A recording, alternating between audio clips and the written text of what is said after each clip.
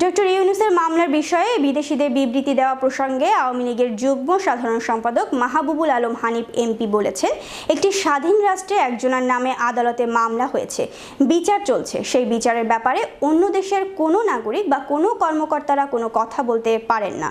এটা আসলে সরাসরি বিচার বিভাগের উপর নগ্ন হস্তক্ষেপ ছাড়া আর কিছুই নয়।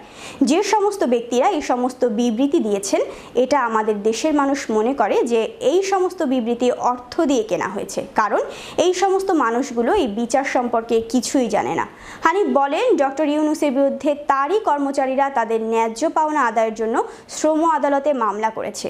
সেই মামলা এখন বিচার চলছে। এই বিষয়টা না জেনে যারা সরকারকে দোষারোপ করে বক্তব্য দিচ্ছে, এটা আসলে পরিষ্কারভাবে বোঝাই যায় অর্থ দিয়ে বিবৃতি কেনা হয়েছে, সরকারকে চাপ সৃষ্টি করে বিচার ব্যবস্থা বন্ধ করার জন্য। এছাড়া আর কিছুই নয়।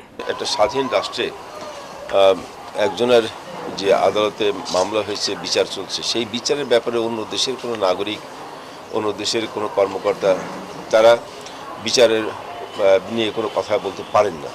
এটা আসলে সরাসরি বিচার বিভাগের উপরে নগ্ন হস্তক্ষেপ ছাড়ার কিছু নয়। তো যারা যে সমস্ত ব্যক্তিরা এইসব বিবৃতি দিয়েছেন, এটা আমাদের দেশের মানুষ মনে করে যে এই সমস্ত বিবৃতি আসলে অর্থ দিয়ে কেনা হয়েছে, কারণ ওই সমস্ত মানুষগুলো এই বিচার সম্বন্ধে তারা কিছুই জানে না। ডক্টর ইউনূসের বিরুদ্ধে এখানে মামলা হয়েছে, তারই অধস্তন যারা কর্মচারী ছিল তারা তাদের ন্যায্য পাওয়ার জন্য শ্রম আদালতের মামলা হয়েছে। সেই মামলা নিয়ে এখন এটা বিচার চলতেছে। তো এই বিষয়টা না জেনে যারা সরকারকে দোষারোপ করে বক্তব্য দিচ্ছে, এটা আসলে পরিষ্কারভাবে বোঝা যায় যে এটা অর্থ দিয়ে এই বিবৃতি কেনা হয়েছে সরকারকে চাপ সৃষ্টি করে বিচার ব্যবস্থা বন্ধ করার জন্য, এছাড়া কিছু নেই।